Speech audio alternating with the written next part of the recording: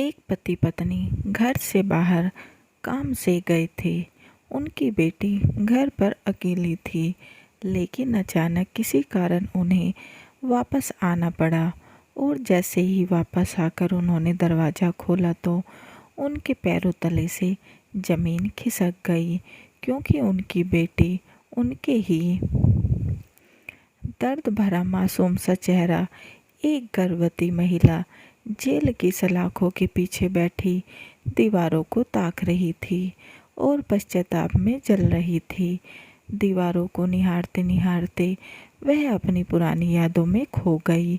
जब सोनल का जन्म हुआ था, 3 बेटों के बाद बेटी पैदा होने पर उसके मम्मी पापा कितने खुश थे।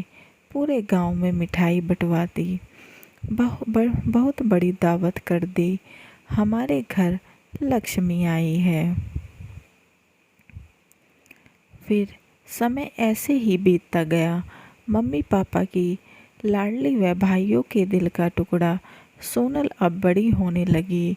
उसे भी भाइयों के बराबर ही शिक्षा दी जा रही थी। कभी कोई भेदभाव नहीं, बल्कि सोनम की हर इच्छा माता पिता ही नहीं बल्कि भाई भी खुद से पहला पूरा करते, पलकों पर बिठाकर रखते उसे सब। अब सोनल की स्कूल की पढ़ाई पूरी हो गई थी और वह कॉलेज में जाने लगी पढ़ने के लिए। कॉलेज में जाते ही सोनल के शौक भी बड़े हो गए, लेकिन उसके मम्मी पापा उसकी हर फरमाइश पूरी करते। अब सोनल के भाइयों की भी पढ़ाई खत्म हो गई थी।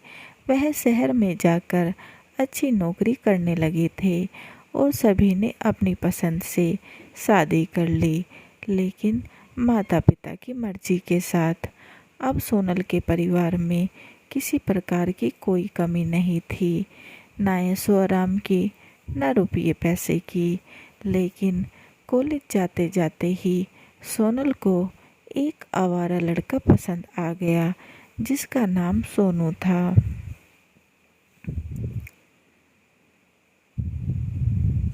सोनू ना तो पढ़ाई करता, ना कोई काम, बस आवारागर्दी करता, गलियों में घूमता रहता था। कोई लड़की उसे भाव नहीं देती थी, लेकिन सोनल आते जाते उसे देख मुस्कुरा दिया करती थी। सोनू को भी सोनल पसंद आ गई थी और फिर उसने सोनल के घर का पता लगाया तो उसकी आंखें चमकने लगी। अपने अच्छे भविष्य के सपने देखने लगा, उसका घर व पैसे देखकर। और अब सोनल भी पढ़ाई में तो ध्यान लगाती नहीं, बस हमेशा सोनू के साथ जीवन बिताने के सपने देखती रहती। और तो कॉलेज में भी जाती नहीं, बल्कि सोनू के साथ घूमने चली जाती। उधर अपने पापा से पढ़ाई के नाम पर पैसे लेकर सोनू पर खर्च करती। इन सब के कारण सोनल फेल हो गई। जब उसके मम्मी पापा ने पूछा तो बोली, मेरा पढ़ाई करने का मन नहीं है। उसके भाइयों ने भी उसे बहुत समझाया कि पढ़ाई करना कितना ज़रूरी है, तो ज़्यादा बोलने पर सोनल बोल उठी, कोई पढ़ाई नहीं करनी है, सोनू से शादी करनी है। सोनल के माता पिता एकदम सदमे में आ गए। कॉलेज पढ़ाई करने भेजा था या इश्क लड़ाने, लेकिन सोनल बेफिक्र थी कि मम्मी पापा कुछ नहीं बोलेंगे, क्योंकि जैसे आज तक उसकी हर छोटी बड़ी इच्छा पूरी की है, इसे भी चुपचाप कर देंगे। लेकिन तब तो सोनल के पापा कुछ नहीं बोले और सोनू के बारे में पता लगाया। वो हैरान रह गए, क्योंकि सोनू एक नंबर का आवारा व जुआरी लड़का था, जिसका रोज नई नई लड़कियां बदलना आम बात था।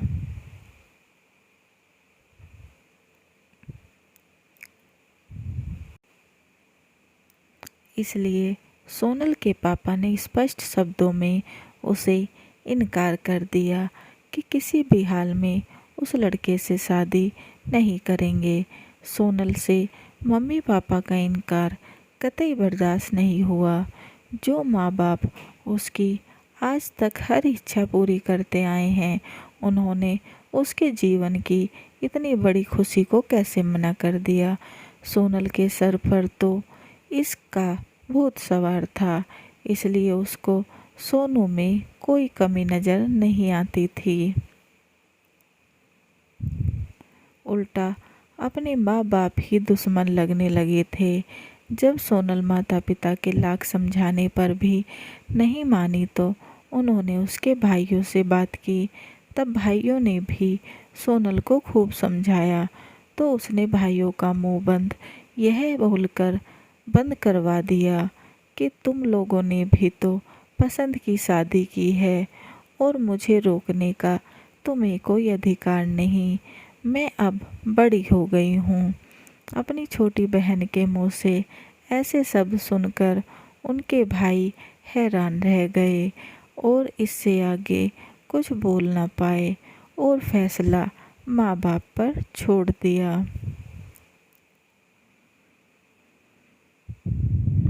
इधर सोनल के मम्मी पापा को कुछ समझ नहीं आ रहा था कि बेटी को कैसे समझाएं, तो उन्होंने उसका घर से बाहर जाना बंद कर दिया और फ़ोन भी छीन लिया।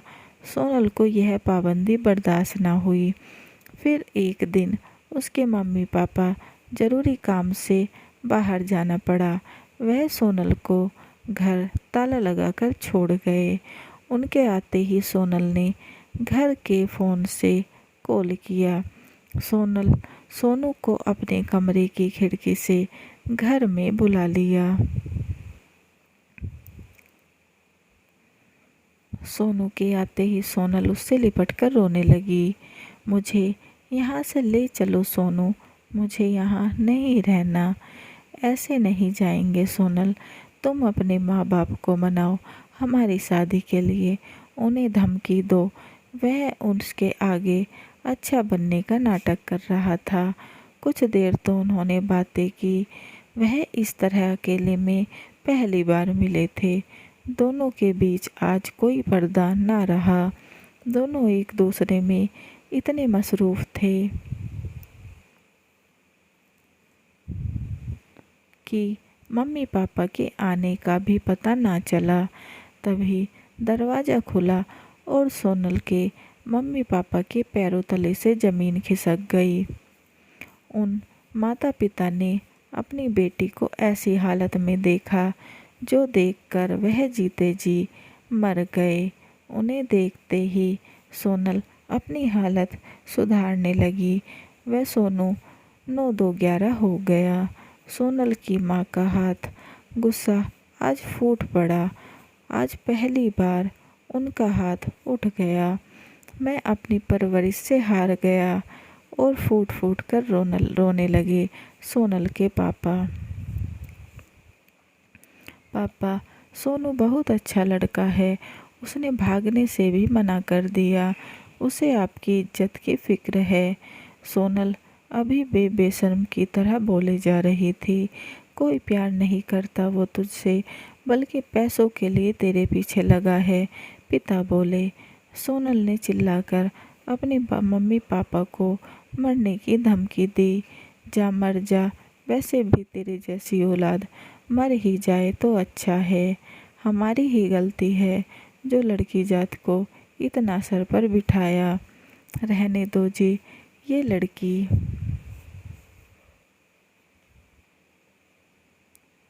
बेशर्म बेहया हो गई है। माँ की ये बातें सुनकर सोनल मानो बागी हो गई। माँ के कहे सब रह रह कर उसे याद आ रहे थे। वह बैठी हुई बस कुछ सोचती रही और आखिरकार उसके मन में कुछ आया और वह मौके की तलाश करने लगी। तभी उसकी एक सहेली उससे मिलने आई। उसने उसी सहेली से सोनू को कहलवाया, आज रात घर के बाहर आकर मुझसे मिले। वह आ गया तो सोनल ने उसे अपना प्लान बताया। अगले दिन सुबह से ही सोनल का नाटक शुरू हो गया। मम्मी पापा मुझे माफ़ कर दो, मुझे समझ आ गई मेरी गलती, जैसा आप बोलोगे मैं वैसा ही करूँगी। वह रोते हुए बोली, सच, तू सच बोल रही है बेटी। मम्मी पापा बहुत खुश हो गए। अब वह घर में बड़े प्यार से रहती, अपने भाइयों से भी माफ़ी मांगी। सबके लिए एक सपने जैसा था कि सोनल ने समझदारी से काम लिया। पापा, क्यों ना हम नैनीताल घूमने चलें और वहाँ से किसी तीर्थ स्थल पर भी दर्शन करके आएंगे, सोनल बोली।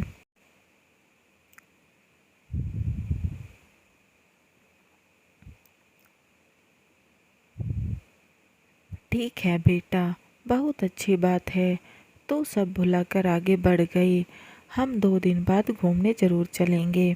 सोनल वे उसके मम्मी पापा नैनीताल के लिए निकल गए, लेकिन रास्ते में एक ऐसा खौफनाक मंजर उनका इंतज़ार कर रहा था जिसकी कल्पना शायद उसके माता पिता ने सपने भी नहीं की होगी। नैनीताल जाने वाले रास्ते में एक घना जंगल था। उसी जंगल में सोनू और उसके कुछ दोस्त ने उनकी गाड़ी पर हमला बोल दिया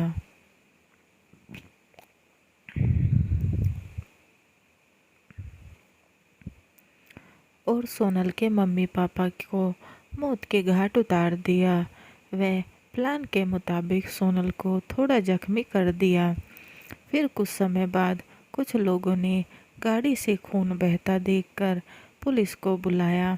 आकर पुलिस ने देखा सोनल की सांस चल रही थी।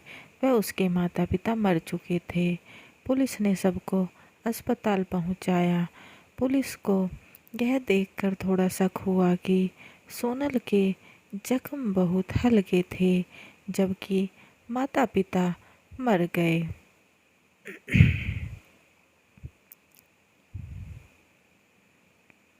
और जो डॉक्टर ने पुलिस को बताया उसे सुनकर तो पुलिस के भी होश उड़ गए।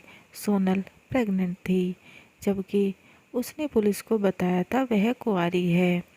पुलिस ने सोनल के भाइयों को बुलाया और तहकीकात शुरू कर दी, तो सारा सच सामने आ गया, क्योंकि पुलिस को गाड़ी में ऐसा सबूत मिल गया था जिससे सोनू सीधा पकड़ा गया और उसने सब सच उगल दिया, जिससे सोनल भी गिरफ्तार हो गई। सोनू को फांसी हो गई और सोनल को उम्र कैद हो गई। इश्कबाज, ले खाना खा ले। ले हवलदार की आवाज़ से सोनल अपनी सोच से बाहर आई। वह बोली, रो रही है अपने कर्मों को। बेशर्म औरत, माँ बाप को मार डाला और इस नाजायज चोर की औलाद को लेकर घूम रही है। तू तो अच्छे संस्कार के बावजूद यहाँ आ गई, तो ये खूनी की औलाद कहाँ जाएगी। इतना सुनकर उसी रात सोनल ने जेल में ही आत्महत्या कर ली। जेल में हड़कंप मच गया। उसके भाइयों को बताया गया तो उन्होंने उसकी शक्ल देखने से भी साफ इनकार कर दिया। तब पुलिस ने ही उसका अंतिम संस्कार लावारिस में किया।